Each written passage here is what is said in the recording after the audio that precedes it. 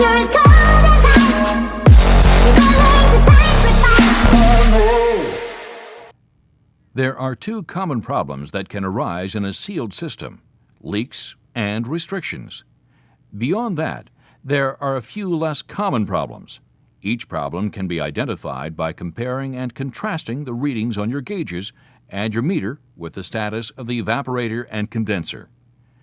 These readings will be abnormal in various ways based upon the problem at hand.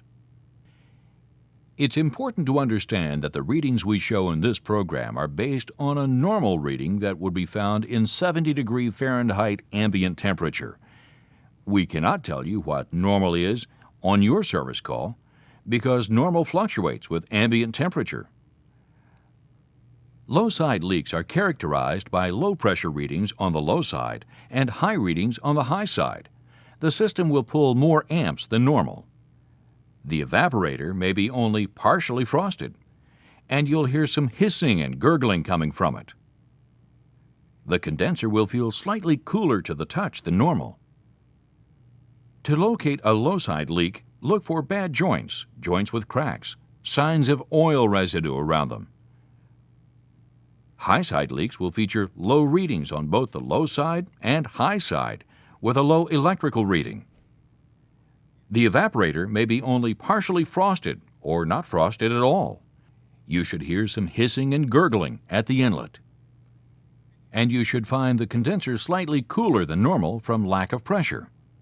Also, the compressor will run very cool and quiet. But wait, if these conditions make this look like a high-side leak, check the service history on this product. If it was recently serviced, it may have been short-charged, and short charges give gauge readings nearly identical to high-side leaks. Go ahead and look for a leak, but don't be surprised if you can't find one. You'll know for sure when you pump down the system if it can hold a vacuum. Look for high-side leaks the same way as the low-side leak, looking at the joints, but because of the higher pressure, you can more easily find these leaks with bubbles or with using a leak detector. Partial restrictions will feature low readings on your low-side gauge. It may eventually pull into a complete vacuum. The high-side gauge will read a little higher than normal, and the system will pull lower amps or watts than normal. The evaporator may only be partially frosted and may have a ball of frost at the inlet, and you'll hear some hissing and gurgling coming from it. A total restriction from moisture or debris caught in the cap tube is a little easier to identify.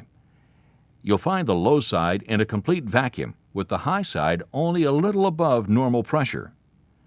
The electrical draw will be low, with all of the refrigerant pumped out of the evaporator, and you'll find no frost on the evaporator. These less common problems should not be overlooked, especially if the system has been serviced recently. A worn or damaged compressor could be the result of heavy contamination from a low-side leak. Has the system been serviced? One symptom that should stick out with a bad compressor is the low-side pressure reading. It will always be high due to the compressor's inability to draw down that side of the system. For the same reason, the high side will also read low, and because the compressor lacks compression, the amps or watts will read low too.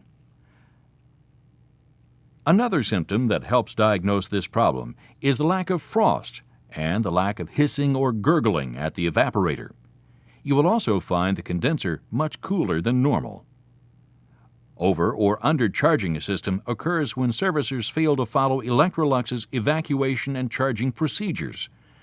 They must be followed precisely to assure proper charging.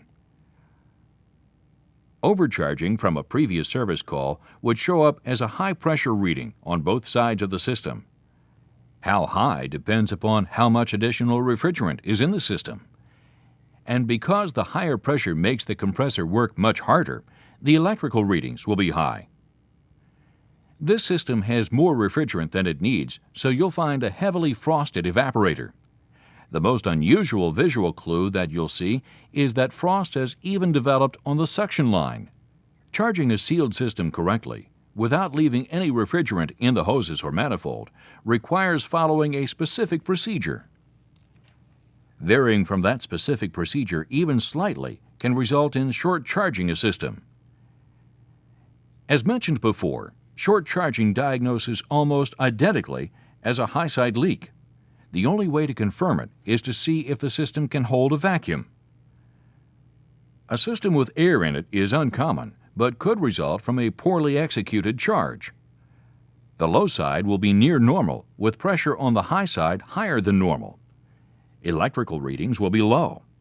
The evaporator may only be partially frosted, and you may hear some hissing and gurgling coming from it. But the condenser will show a small temperature differential between the inlet and outlet. You're as cold as ice. You're willing to sacrifice.